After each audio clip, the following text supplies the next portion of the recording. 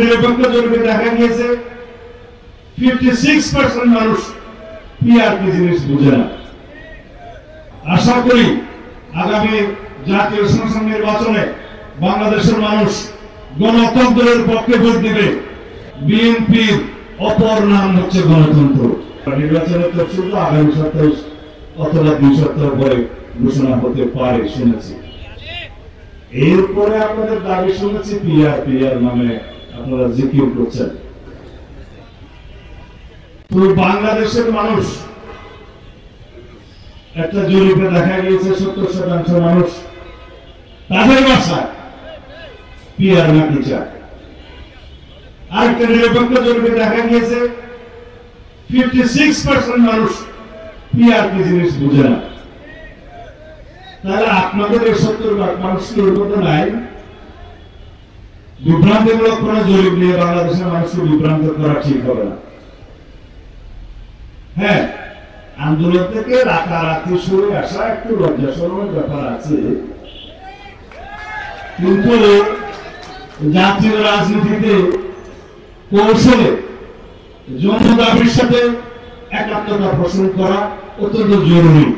সেটা আমি জামায়াত ইসলামের ভাইদেরকে অনুরোধ জানাবো, জনদাবির সাথে একাত্মতা পোষণ করে নির্বাচনের মাঠে দাঁড়ান। আপনারা যখন আন্দোলনের ঘোষণা দিয়ে যমুনার সামনে অবস্থান দেওয়ার ঘোষণা দিয়ে যমুনা থেকে সরে এসে এখন গঙ্গার কিনারে দাঁড়িয়েছেন, আশা করি আপনারা ভবিষ্যতে জনগণের ময়দানে, নির্বাচনের ময়দানে অতি শীঘ্র আপনারা অবতরণ হবেন এবং যে সমস্ত দাবি দেওয়া আপনাদের ছিল তার পক্ষে যদি জনগণ মতামত দেয় সেই হিসাবে আপনারা ব্যবস্থা নিতে পারবেন। আশা করি আগামী জাতীয় সংসদ নির্বাচনে বাংলাদেশের মানুষ গণতন্ত্রের পক্ষে ভোট দিবে।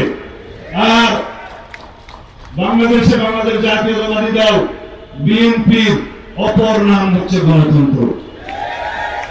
বাংলাদেশ জাতীয়তাবাদী দল বিএনপির অপর নাম হচ্ছে শহীদ জিয়ার রাষ্ট্রপতির সৃষ্টি করা বহুদলীয় গণতন্ত্র।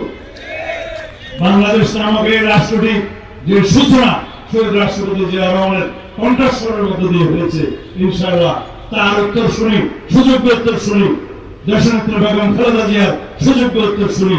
বাংলাদেশের এই গণতান্ত্রিক আন্দোলনের সর্বোচ্চ নেতৃত্ব, ফেসিবাদ বিরোধী গণতান্ত্রিক আন্দোলনের চূড়ান্ত পর্যায়ে যার সিদ্ধান্তে এই দেশ ফেসিবাদ মুক্ত হয়েছে, জনাব তারেক রহমানের হাত ধরে এই দেশ